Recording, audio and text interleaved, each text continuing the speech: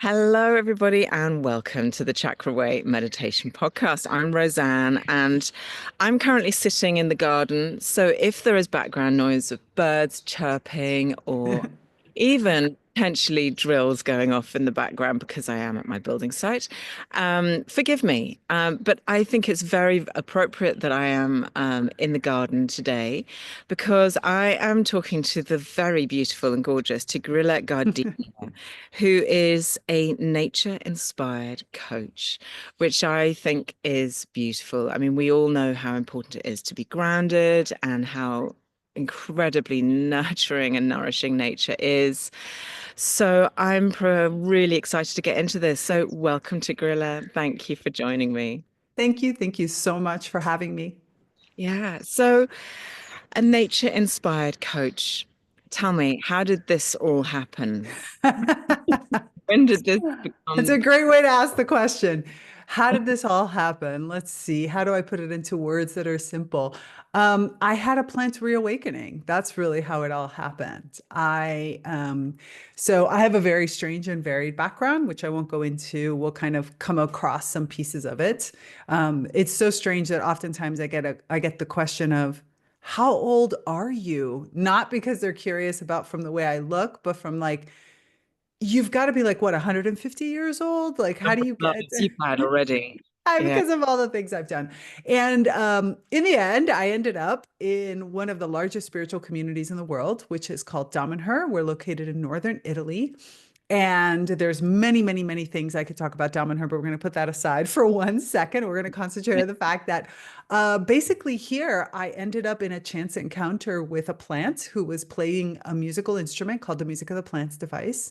And being that one of my many backgrounds is in music and in music engineering, the idea of a musical instrument for a plant kind of opened me to a whole different world. Plus, the fact that as I listened to this music, it was as if the plant, like, you know how sometimes you see kind of Star Trek type things where they have somebody who's speaking in front of them and it's like this gibberish type sound, and then they hit a little, translator on their uniform, and all of a sudden it becomes clear. It was like that. It was like I'm listening to this plant play this music, and all of a sudden I'm like, oh my goodness, you're actually talking to me. Like, this is one way that you're communicating with me. And that was it. That opened the floodgates because it tapped into every single curiosity aspects and such. And I've been on a almost 15-year journey since then.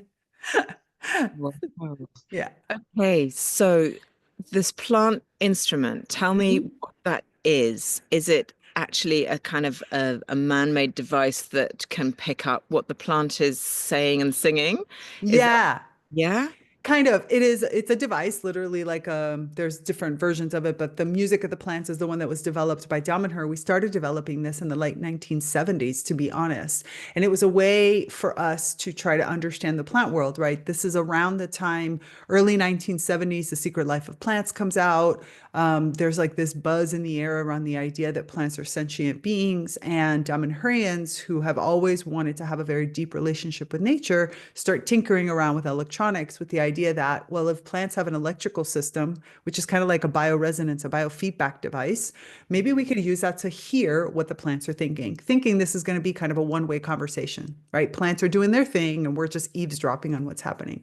Yeah. What happened though is that as we started to develop this device, we realized that the more the human interacted with the plant, the more different, or the differenter, doesn't exist in English, the more different the music is. And therefore, you started to realize that there's this kind of relationship happening now, that plants are able to not just create electrical signals, but really attenuate them, use them. We don't have all the history or all the science that we do today back then. And so throughout the 1980s, we played around a lot of this. The difference between the Music of the Plants device from Damanhur and some of the other now more modern plant music devices that have come out is that the Damanhurian one really was born from this idea of a two-way conversation of what is the plant experiencing and how can we create this type of relationship using music, which we know that musicality is actually, we try to think of music as a language, but it's actually language that's a musicality because it's musicality that starts. It's what we experience at every single level of our development is this idea of musicality, of tonality, of melody, of rhythm, all frequency, all these different aspects are a core part of ourselves. So this device gives an opportunity. Sure, you can make really cool music, and there's lots of musicians that are using it, and that's fantastic because, of course, we know music is a great form of expression. But Yeah. even beyond that, and even beyond that, is the idea that this device kind of opens up and gives the plants a channel to communicate with us in a way that we, for especially the novice or the person who's just starting out or who's just realizing, oh my goodness, you're not just an ornament, you're not a thing for me to use, but instead a living being with your own personality and your own characteristics, it gives kind of an opening for you to be able to have this experience and to start connecting yourself back into this world, which the truth of the matter is our world, right? We are nature. Each one of us is a being of nature, and we've just Yeah. forgotten that. So this sort of accelerates, you could say, the process. Oh my Lord, there is so much to unpack from that. It's so fascinating. So, I mean, it totally makes sense. You know, we are all living beings, whether we are an ant, a plant, or a human being. We are all energetic beings. And we all know that it's incredibly nurturing and wonderful to go and hug a tree. And I mean, where I used to live, there was this huge old oak tree. It must have been 350 years old. It was massive and it was so beautiful. And every night I would go out and I would hold its hand and we'd have a little conversation. And it would give me shivers and it would give me support and it would keep me grounded. And um, I still, you know, as I'm walking through a wood, I can't help but just go, oh, I want to, oh, hello, tree, and I give it a big, beautiful hug. So the fact that vibration that's no surprise. It's a living being, and so it has a resonance, it has a frequency. And so, what are you finding? I mean, this is maybe a daft question, but are you finding you're able to translate what the plant is saying? Is it giving off vibes? You know, because I know with solfeggio frequencies and so on, they're very much tonality that you can align with the chakra system, with healing and so on. Um, and so I'm presuming that you're able to kind of measure the frequency of the music that the plant is giving off. And so are you therefore able to kind of translate what it's saying and what it's transmitting? So there's lots of different avenues to the answer your question because on the one side of it, you're kind of as you're describing it right now is kind of the more technical side, right? We know these frequencies have this type of effect on the human body. There's these pieces to it. And yes, there is a certain amount of that. For example, I was a part of a study into the effects of plant music on human health, and we were trying to understand how is it that the plant, or better said, what is it? Let's not even get to the how yet, but like what is it that the plants can actually do using this device as a form of music therapy, let's just say in that way, where you're combining what is the science behind music therapy and the science behind plant healing, because we all know that plants are basically the basis of most of our healing, everything from forest therapy to actually taking most of our medicines, which are plant-based. So what happens when I bring these two things together?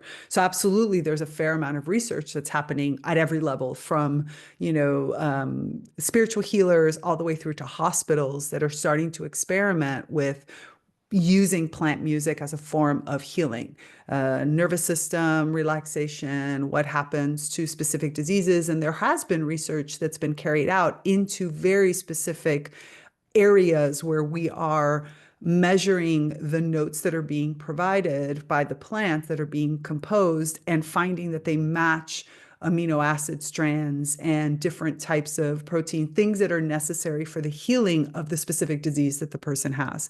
So there's something there that is still in the very young phase from a scientific perspective, but we do know that there's research that's starting to come out. So that's one side of it that is fascinating. The other piece of it goes kind of to how does a human being interpret or understand what the plant is expressing? And that is a whole other realm, which is probably where I spend nowadays the most amount of my time in, which is that plants, just like every human being, right? You and I are communicating right now. Each one of us is slowly attenuating our language, changing our language in order to ensure that both we comprehend each other, but that also whomever it is that's listening to this understands each other, right? It's a relationship that we're forming. And because we're both conscious of the fact that this is recording and going out to others, we're consciously putting it out to open that conversation to a wide audience, right? And this is what I love about working with plants is that each one of us could discover the way that plant communicates. And the music of the plants sort of accelerates it because adding that layer of music, which all of us have grown up interpreting music in our own way, right? You and I could both listen to a different artist and to the same artist, excuse me, and come up with different interpretations because it touches our memories, it touches our the way we think, it does all these different things. And that's exactly what the music of the plants helps you do. It helps you look and work with that plant and say, I hear you, right? I see you, I recognize you, and now I want to understand you. And it kind of opens the opportunity for me to tap into what I call your inner plantness, right? The fact that we all evolved through the plant world also into how do I create a relationship with you? And so for some people, that's going to be very strictly like the music. For another person, the music is just going to be the attention grabber, and instead they're going to concentrate on something else. But this allows you to start to open your senses wider. The fact that we have more ways of relating to a different being. Starting with the plants, I always say that working closely with plants, and this is why I love that from a coaching perspective, is that it takes you out of the human conditioned logic that says these words have these understandings and this thing and blah, blah, blah, blah, blah. And it takes you out of that because you don't have a frame of reference. And it allows you to form relationships that you can then bring back into the human sphere free from that conditioning. So it just opens a whole new way for us to relate. And from a Damanhurian perspective, we say that there are archetypes for relationships that are missing, that we as human beings have lost along the way. We've narrowed it down to just a few different definitions of what we think are friend, lover, parent, sibling, these types of things. But the natural world has to create so many different types of relationships in order to survive because they can't run away from their problems like we do. So this allows me to kind of open up and reconnect and refine all these different archetypes for relationships that the plants have been holding for all this time, and then come back and apply them into life in a different way. So yeah, sure, you listen to the music and you can hear the vibration and you can hear the notes of music and say, oh, this reminds me of such and such. And sometimes the plants will use that. They'll like tap into our memories and be like, okay, I'm going to give you this song because this melody reminds you of something. But also it opens up other senses, right? Our other kind of tropisms as plants have them, these senses that we've probably shut down, layers of our aura that have been compromised, that we don't relate to, imagination, our relationship to magnetic energy, our relationship to electrical energy, our way of dealing with sunlight versus regular light, like all these different aspects. And the plants really help us. And so that's the true communication, that it's a whole body communication, not just a words and ears, not two of our senses, but all of our senses beyond just the five that we know. This is wonderful. I've just put myself on mute because, as you might be able to hear, there's a plane going. So I'm just going to take a beat. No worries. It's a little moment out because I forgot that sometimes there's fighter jets that come up and they make such a racket. So I'm just thinking, damn, I didn't take that into consideration when I came outside. Not that that would make any difference if I was inside or not. Okay, he's disappeared now. Perfect. And just take a little note of the time around 9:18, just so I can find it explain. I'll just write a note in that. I, okay, you've given me so much and to, I don't even know kind of where to begin. But as somebody who's completely new to this kind of work, I'm going to go to the really kind of simple, basic, easy questions. And there's a couple of questions that I wanted to talk about. First off is the mycelium Mhm. that is underneath the ground that connects all plants. And I know that it's been, it's now sort of common knowledge, well documented, that plants, trees certainly all communicate through the mycelium, which is this kind of what the basis of the roots of mushrooms, if you like, where mushrooms are just the flower, and the mycelium is the kind of the root system. Are we, when you're talking about the work that you're doing, are we tapping into the mycelium as well?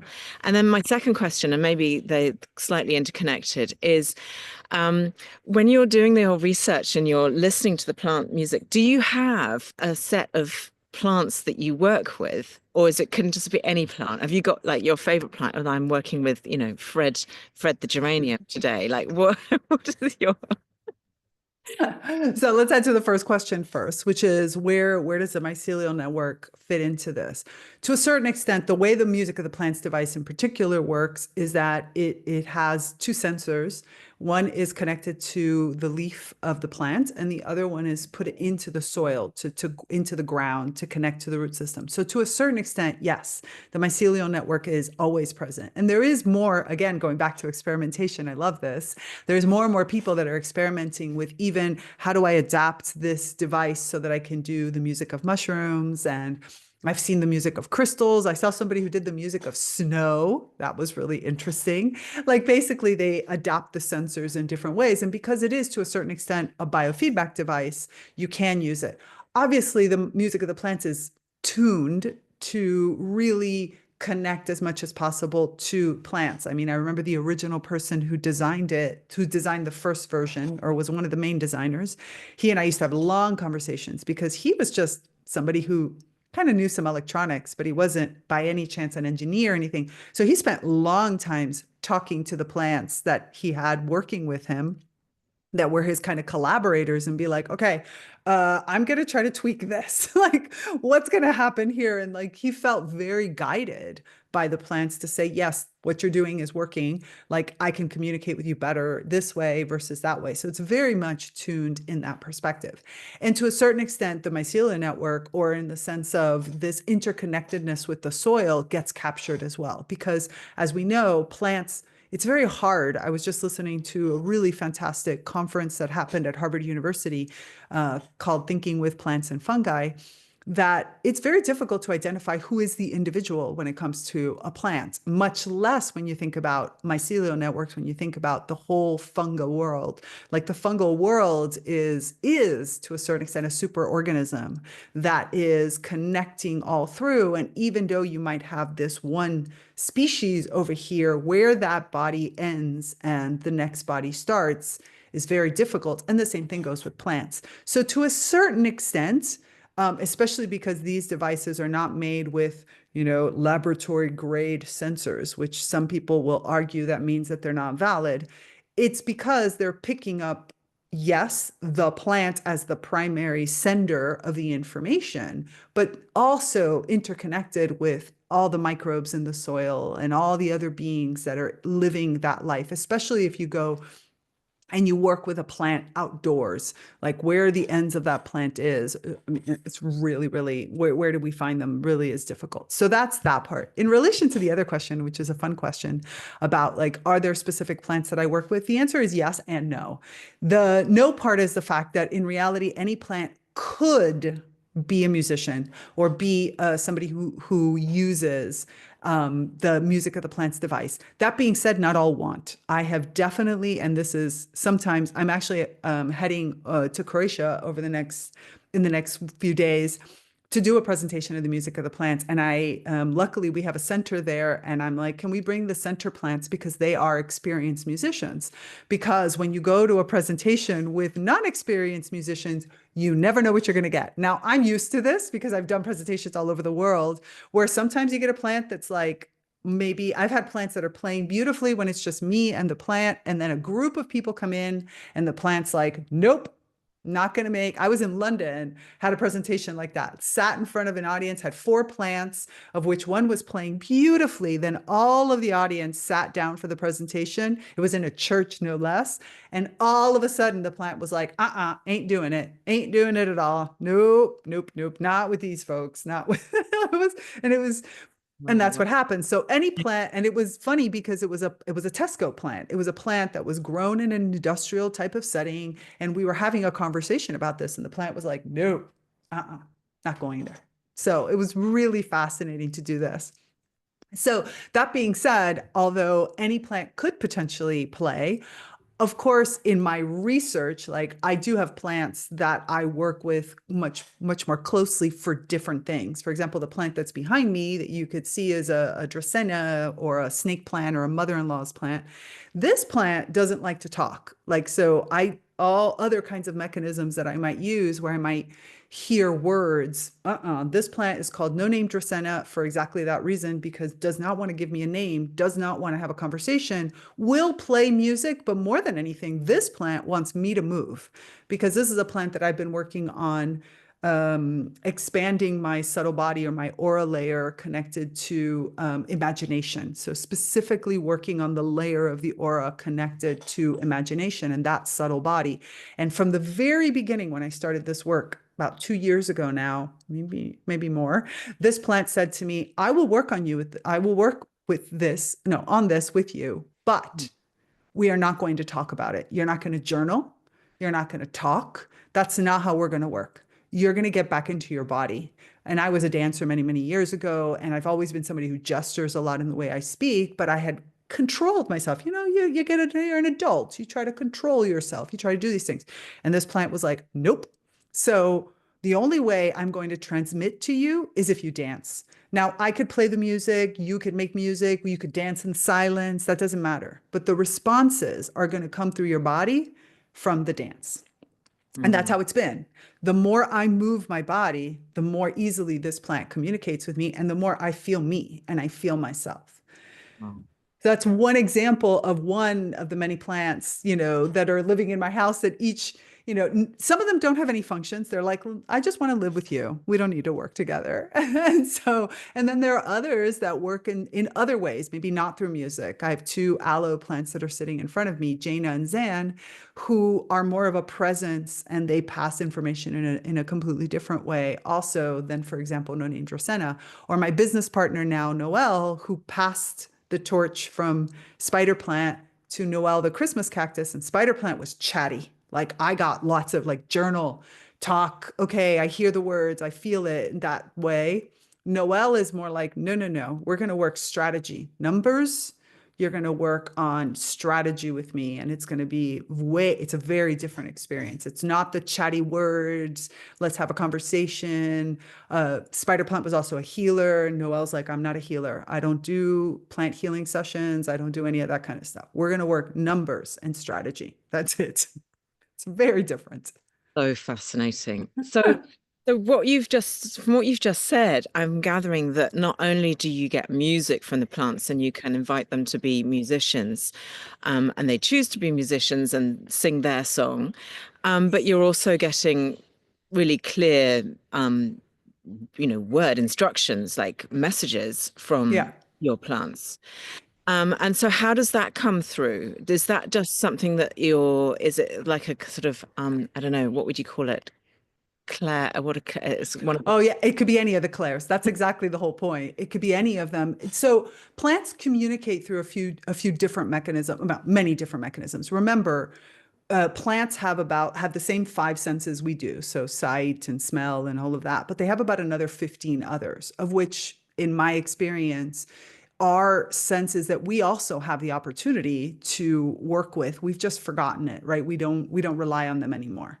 So one aspect is that they start to tap into that. And so you get different kinds of feelings and sensations that you might not have in the kind of quote unquote regular world. And that's part of the communication. Plants also have the ability to tap into things like memory. They can tap into different aspects of the way that you yourself process information. So for example, example, I might be working with a plant, and then I always tell my students, capture everything that arrives, even the most random thought that you think is a distraction, write it down, because most likely the plant has tapped into, I don't know, I'm sitting here and all of a sudden I'm having a memory of, when I was walking down the street with my parents and I saw this cool car and my parents explained to me what the car was and all these different things.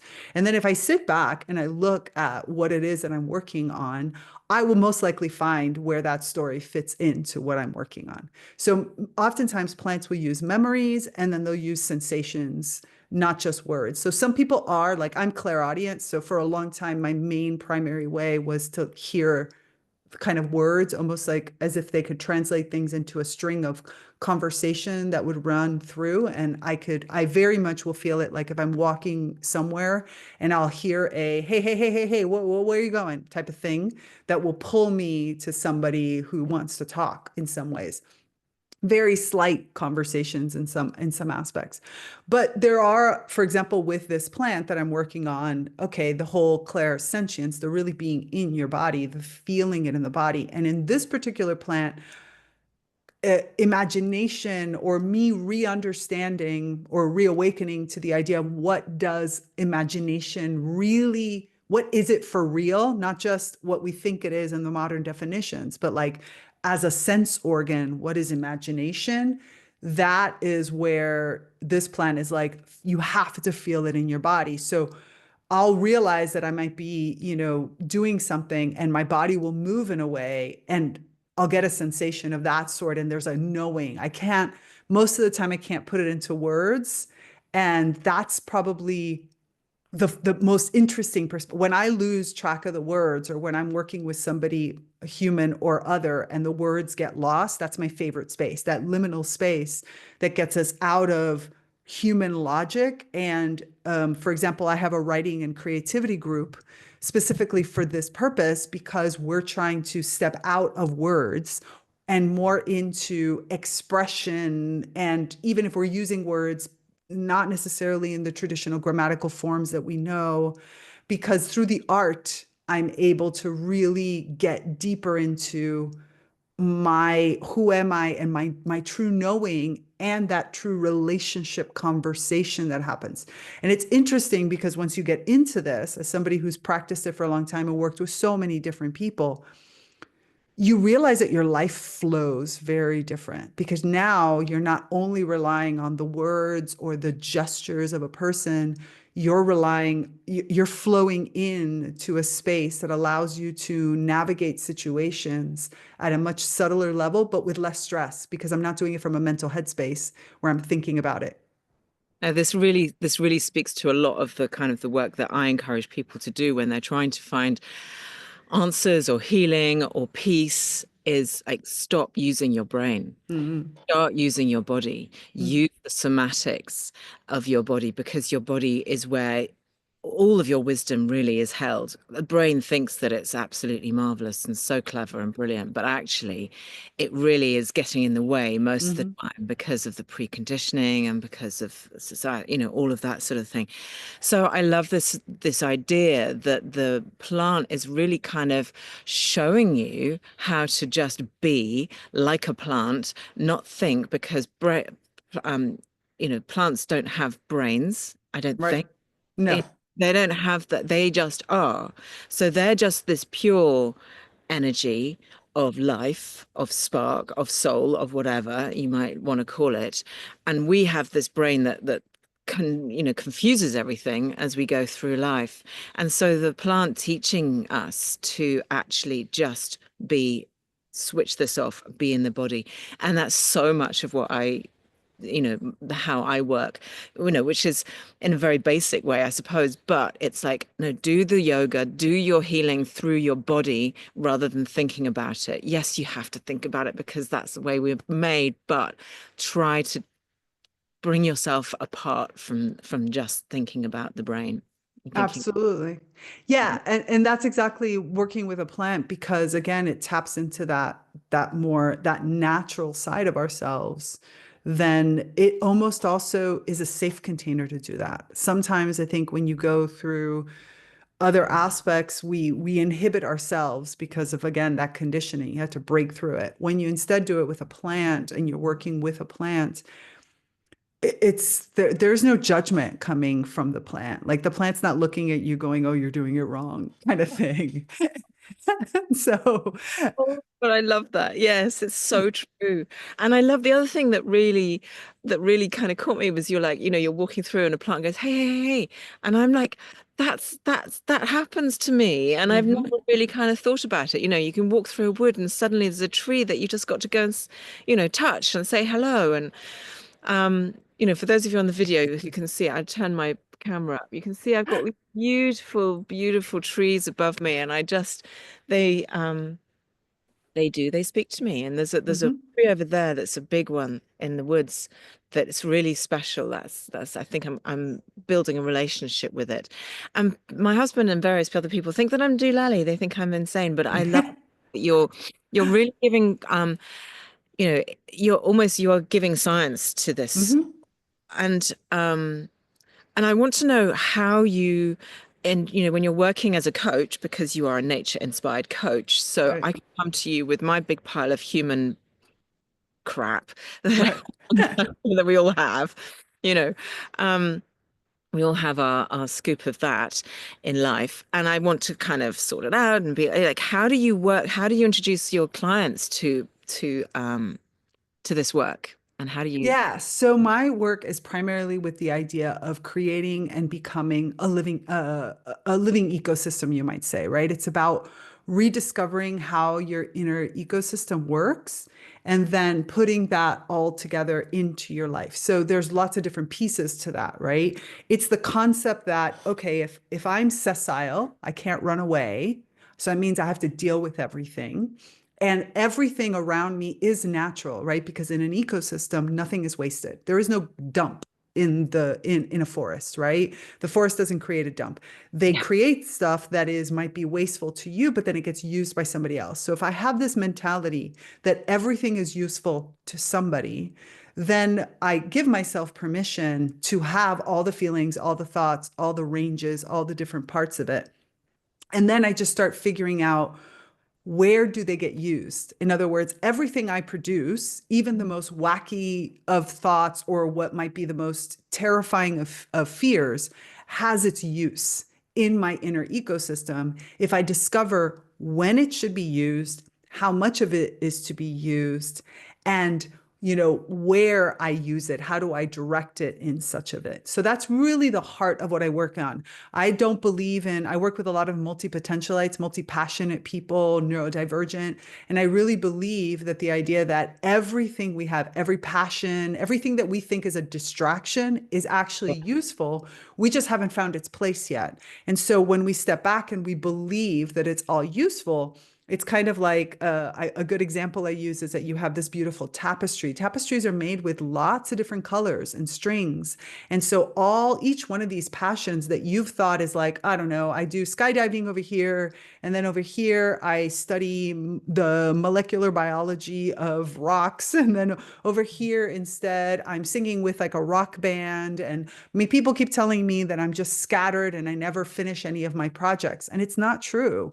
Most likely, each one of these different activities you're doing is giving you a step in the direction of your life purpose. And it's a matter of remembering that they weave together somewhere. You don't know where, but they will weave together. And if you trust in that, then you'll realize that you're flowing from one thing to the other, not jumping. There's a different thing when you're avoiding. That's a whole other story. But most of the time, you're not avoiding, you're following the flow of your passion. And when you're over here doing microbiology, you're learning little tiny details that when you're skydiving, all of a sudden make it safer for you to skydive and allows you to go broader in what you're doing. And then that gives you, more insight into your inner voice so that when you're with the rock band, you can create music that actually has more impact. Like it all weaves in together. And that's the big work that I do. So, I mean, I completely understand that and respect that, but I'm going to bring in some rather gnarly aspects of people's. So, like, if someone is suffering deeply with anxiety, like I know a lot of my clients come to me, they're really like anxiety is ruling their lives. Hmm. And then there's another part of them where they get, really stressed out by something, and maybe there's like an issue with food and eating disorder, or there's some aspects of our lives which we're not passionate about because they're not great things that come into our lives, but they're the things that we need to heal from. Right. So how do we integrate all of that, the gnarly stuff, the things that I know in my experience that people come to me with is because they are feeling lost or anxious, or, there's just a whole, there's a plethora of things that are perceived as unpleasant and things that we suffer in inverted commas with. Right. So, how does that weave into this? Because it's difficult to say to people, and I frequently do that, this anxiety, this stress, this whatever is actually teaching you something. It's there for a reason. Yeah, so I use a slightly different metaphor, which is rather than teaching you, I think of all of these things as bodyguards. I call them the bodyguards. So I always often say that you have to befriend your limiting beliefs and you have to befriend these different bodyguards. Your body at some point put, for example, anxiety in as a bodyguard to protect some talent, some skill, some part of you that for whatever reason couldn't deal with what's happening in the world. So something about your world was unsafe. Something about your world was creating some kind of damage to you, like you said. And so therefore you put a bodyguard in front of it, but you forgot to give the bodyguard real commands, right? You just said to the bodyguard, hey, protect me from this thing. And so the bodyguard over time developed into this anxiety that spurs up every time the following thing happens, right? Because the bodyguard is doing their best to just block. Like, I'm going to block this, I'm going to do this, I'm going to bodyguard it. So in my work, kind of looking at it again as everything is natural, it's about sliding up to that bodyguard and being like, hey, anxiety, I put you here. So you're an emanation that I created. I totally accept that I created you. But can you remind me why I created you? Like, what the heck were you blocking me from? And asking yourself, is your current life actually still in that same state of insecurity? Because if it is, that bodyguard is doing a great job. Keep up with the anxiety, dude. Keep up. It might Yeah. be it might be hurting other aspects of my life, but I haven't dealt with whatever it was unsafe. So if I'm in an unsafe relationship, or if my environment, that's why I call it the inner ecosystem and your living ecosystem, is once I start to slide up to that anxiety, and rather than being pissed off and saying, I got to get rid of you, I got to block you, I got to do this, I look at you and I say, oh my goodness, thank you for whatever it is you're blocking me from, and you're protecting me. I just don't understand why you're protecting me anymore. Can you help me figure this out? And then working at it as, again, a being of nature, right? That anxiety has a role, has a function, and everything in an ecosystem has a function. My problem is I'm relying on that function too much because of some reason. And so that's the work. The work is getting in there and understanding and saying, hey, anxiety, I actually still want you to pop up if these conditions happen. Pop up because you're my warning signal, and you're blocking the door to a parts of me that could probably get super injured if or even get crushed in some ways if I allow things in. But instead, in these conditions, I think you kind of miss the mark and you don't realize that I'm no longer in that, and I don't have to actually suffer. So that's a lot of the work. And because, again, I work with usually neurodivergent and multi-passionates, I create, and this is something that I do really, really well, is I can hold that space. And so a lot of my clients, for example, I have a space for them to be able to brain dump on a regular basis. If you're in an event that you're in anxiety, feel free to like jump into the bathroom, which is what I tell them, grab your phone and either write or leave me voice messages and dump out everything you're feeling. Like, let it all empty into you. Don't worry, I can take it. Just don't be ever worried that oh my God, am I bothering her? Am I this? Am I that? Or whatever. Just dump it all out, because in that dump, between the two of us, we'll probably find the actual piece and the trigger, because A little it's bit of always in magic. there. Yeah, It's always in yeah. there. The clues there. The Yeah. clues. Yeah, absolutely. Yeah. So, So all the- that safe space. So I am the ecosystem to begin with. I create that safe space for my clients to start with. And then together we work on identifying all of these different bodyguards, and then slowly you creating your own safe space. But I'm still always going to be here where you can brain dump it and we can figure it all out. That makes that makes perfect sense. And I'm totally with you. And it's an interesting one, isn't it? Because there's these unpleasant feelings that, come up when we resist them, that we're just um perpetuating them. Hmm. And so we need to accept them. It's like with all slightly unpleasant emotions that we would rather not have. We simply have to sit with them and accept them, and then they dissipate somewhat. But yeah. Yeah, yeah. In some ways, to a certain extent, like it is about understanding why they're even there and Mhm. working with them. Like, when is the time when that unpleasant feeling is a good thing for me to feel right now? Because maybe it makes me recognize something, it makes me, opens me to seeing something, it does these things. And then also, when is it that that feeling has just assumed a role that it was never intended to take? Like, Yeah. you don't need to do, thank you. And I actually have like a whole kind of set of mini courses and things like that that are all around that whole idea of, oh my goodness, thank you so much, but you don't, it's kind of like the person that you have in your life that's been doing something for you and they're like overburdened because they do this, and you just look at them one day and you're like, I never asked you to do that. Like, I could totally do that for myself, but thank you so much. I didn't even realize that you were, I don't know, going out and buying me groceries once a week because you thought I didn't have enough food and you didn't have time or money, and you were doing this and you're getting all stressed out and freaked out about it, but you feel like it's your responsibility. Thank you, but it's not your responsibility anymore. Like, I'm totally a big girl. I can go and get it myself. Yeah, I'm with you. I get it. That's wonderful. But yeah, I feel like you've given us so much to think about and there's so much information. Um, I feel like I want to like live in your brain. Your brain is an incredible thing, Tigrilla. I'm really like fascinated by the work you do. And your website is beautiful, of course. But tell people how they can get in touch with you if they feel like drawn to work with you and your beautiful plants. So the easiest way is, like you said, my website. My website has everything on it. I have a podcast also called Reconnect with Plant Wisdom that goes deeper into all of these different concepts.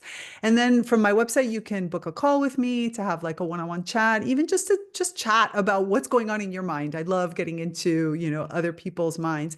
I also have an online ecosystem because sometimes we're just not ready for that one-on-one experience. And I truly believe that we have to create ecosystems. So I have an online ecosystem called the Naturally Conscious Community, which really fosters human plant relations. It's all about a place to explore with, it's a safe space. It's on its own platform off of like the big social networks, just so that you can then explore with conversations and getting together in groups of people and things like a book club and writing groups and all kinds of different activities for us to explore this human plant relation. I love that. I'm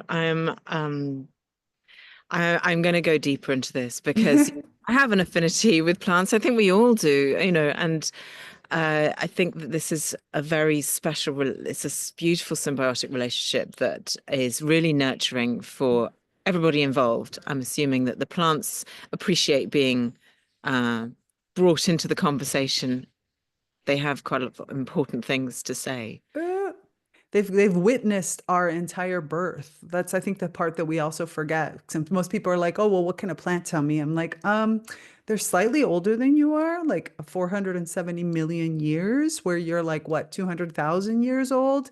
They got a lot to tell you. Like, they know how to form worlds, they know how to create new systems. Sometimes you have to apply it, like, but for example, as my business partner, like I said, my previous business partner, Spider Plant, and now Noel, the Christmas cactus, these have created and they've adapted in from tropical environments into home environments. They have, broken through concrete and rock in order to create it. They can live in only water, they can live in soil.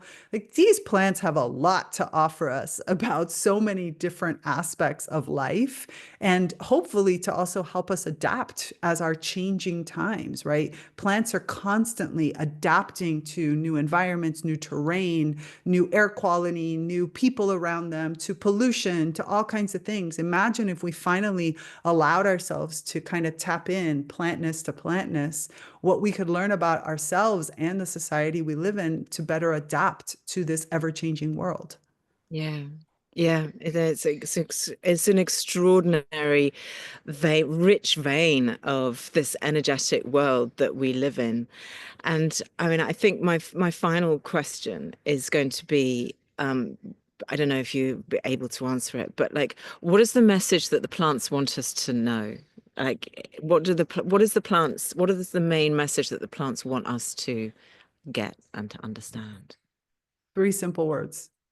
I am nature. Mm, That's it. That's the most important piece. Once we realize that we're nature, mm, then all of a sudden the relationship changes. It stops being you move through outside of everything from colonialism to all these man-made structures to all these different aspects to even that's why there's a whole field of ecofeminism, not because it's about femininity per se, but it's about the idea that when you go towards feminism, you're moving towards the idea of looking at everything in a broader scope. Somebody said in one of the presentations I recently listened to, they said, ecology is just social nature, right? It's studying the sociology of nature. And it's like, oh my goodness, yes, because it's all relationships. And so once I realize I am nature, then I open myself up to more senses. My interaction with the world becomes much more attuned. I also start to know how to create better relationships or different relationships, and that gives a lot more space. I give myself permission to be, and my mutations, my strange, my weirdness becomes something that could be useful when I apply it in the right place. So just three simple words. I am nature. beautiful. Thank you so much for spending your precious time with me. I really appreciate it. What a fascinating conversation. Thank you, Tigrilla. It's my absolute pleasure, and thank you. Thank you so much.